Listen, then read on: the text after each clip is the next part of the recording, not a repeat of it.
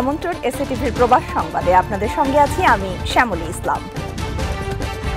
চলতি মাসের প্রথম ১৩ দিনে দেশে বৈধ পথে ৯৭,৮৬,৫০,০০০ মার্কিন ডলার রেমিটেন্স এসেছে, যা দেশীয় মুদ্রায় যার পরিমাণ ১১,৫৪৮ কোটি টাকা। রোববার কেন্দ্রীয় ব্যাংকের প্রকাশিত হালনাগাদ প্রতিবেদন থেকে এই তথ্য জানা গেছে।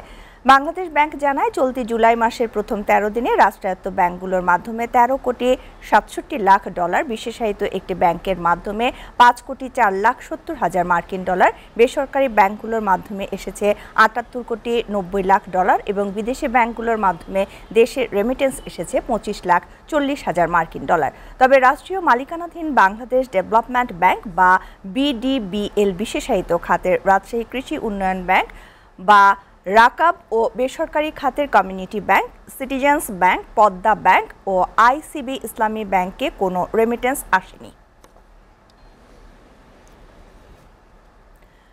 কুয়েতে বসবাসরত প্রবাসী বাংলাদেশিদের দূতাবাস কর্তৃক প্রদানকৃত সেবাসমূহ অধিকতর সহজীকরণের লক্ষ্যে বিভিন্ন বিষয়ে পরামর্শের জন্য সপ্তাহে ৭ দিন ২৪ ঘন্টার জন্য পৃথক পৃথক হটলাইন সেবা চালু করেছে বাংলাদেশ দূতাবাস কুয়েত। এক বিজ্ঞপ্তির মাধ্যমে ৬টি ফোন নম্বর প্রকাশ করেন কাউন্সিলর ও দূতাবাস প্রধান মোহাম্মদ মনিরুজ্জামান।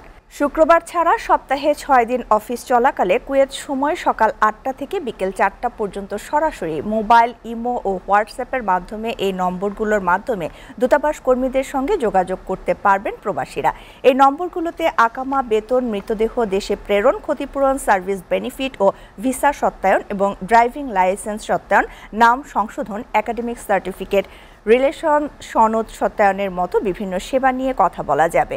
এছাড়া বিভিন্ন প্রত্যয়নপত্র ও জাতীয় পরিচয়পত্র, পাসপোর্ট, ট্রাভেল পারমিট ও বিদেশি নাগরিকদের জন্য ভিসা ইস্যু সংক্রান্ত বিষয়েও কথা বলতে পারবেন প্রবাসীরা। পবিত্র হজ পালন শেষে সৌদি আরব থেকে এখন পর্যন্ত ৬৯,৯০৭ জন হাজি দেশে ফিরেছেন। রোববার হজ পোর্টালের সবশেষ বুলেটিনে এই তথ্য জানানো হয়। বুলেটিনের তথ্য মতে সৌদি থেকে ১৯০টি ফ্লাইটে এসব হাজি বাংলাদেশে এসেছেন।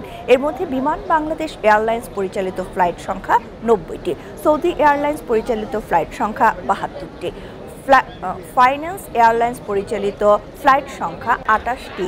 বিমান বাংলাদেশ এয়ারলাইন্স পরিবহন করেছে ৩০,২২৫ জন হাজি, সৌদি এয়ারলাইন্স পরিবহন করেছে ২৫,৪১৯ জন হাজি, ফাইন্যান্স এয়ারলাইন্স পরিবহন করেছে ১০,৩৪৭ জন হাজি এবং অন্যান্য এয়ারলাইন্স পরিবহন করেছে ২,৯১৬ জন হাজি।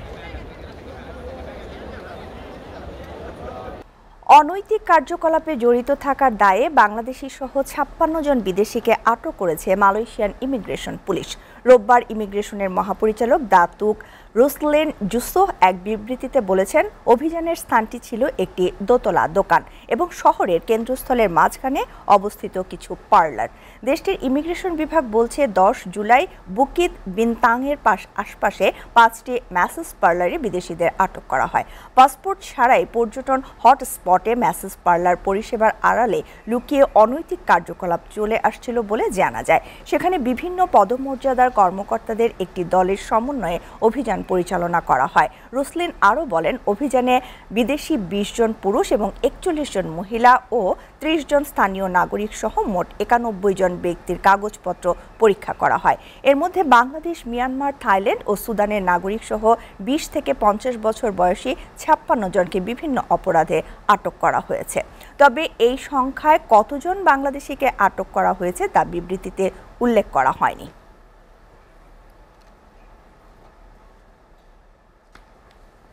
এই ছিল এসএটিভির প্রবাস সংবাদে। এসএটিভির সবশেষ সংবাদ জানতে ভিজিট করুন www.sctv.tv। এতক্ষণ সঙ্গে থাকার জন্য ধন্যবাদ সবাইকে।